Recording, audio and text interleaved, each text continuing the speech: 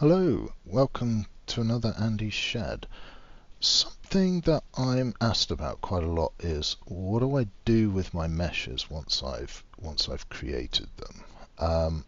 So most of the time I tend to scan mechanical things, so I tend to do section sketches in Fusion and remodel like that using the mesh as a reference. However, for organic shapes, such as this nice statue that I've scanned here, there's a quick and dirty way of getting it into Fusion so that you can do sort of CAD operations on it. Now, this is extremely useful, and I tend to do it this way if I am making something that fits to something else that's a complex geometry. So for instance, say I had a trim piece for a car and I wanted to make something that fitted to that trim piece. I would use this method to get a surface that I can then use in Fusion and manipulate another object to fit to it.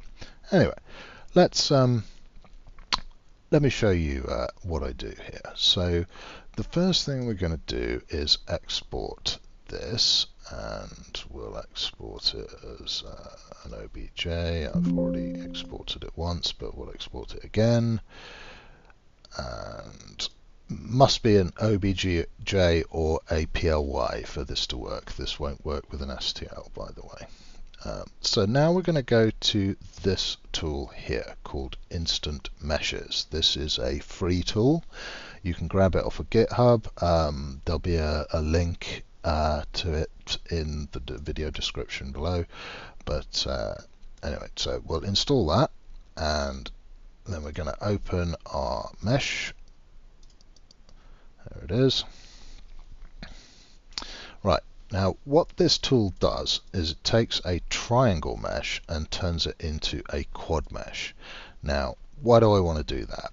Well, Fusion has tools built in to convert quad meshes into surfaces, which we can then turn into solids. So this is exceedingly useful. So the first thing we're going to do, I find changing the mode over to this quads 2.4 works. I mean, experiment with either, but 2.4 works for me. Now we're going to reduce the target vertex count because, again, this is a relatively undetailed object.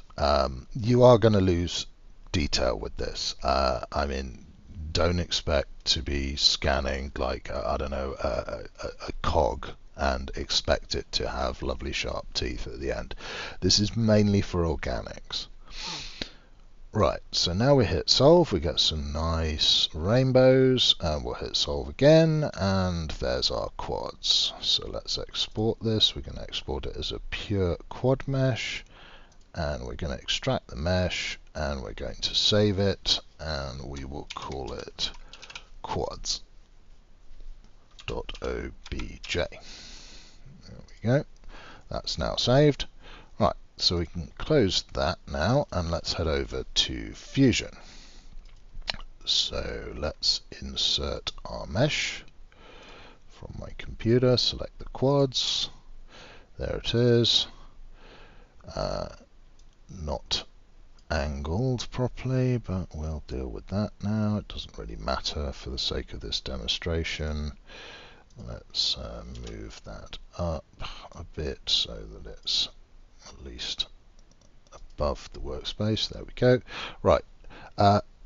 First thing we want to do is open this. Now we'll find that the body has errors. I find instant meshes always generate some kind of error with this. I don't know why, but that's fine. We can fix it. So we click the exclamation mark, and we have our body selected, and we're going to hit OK on that. There we go. The errors are now gone. We now have a quad mesh. So now we're going to come over to the surface workspace, and we're going to select create form. Once we've done that, we're going to select utilities, and we're going to select convert, and we want quad mesh to T-spline. We're going to select our quad mesh, and we're going to hit OK. And Fusion's going to have a little think.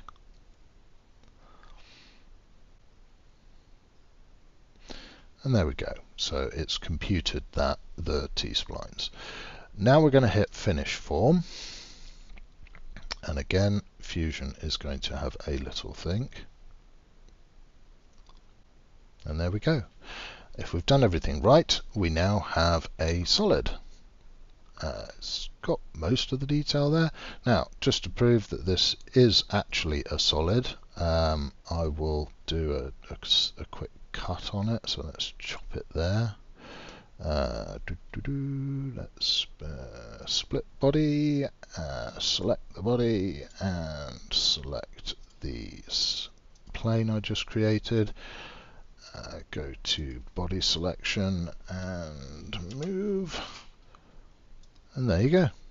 As you can see, that is now a solid body.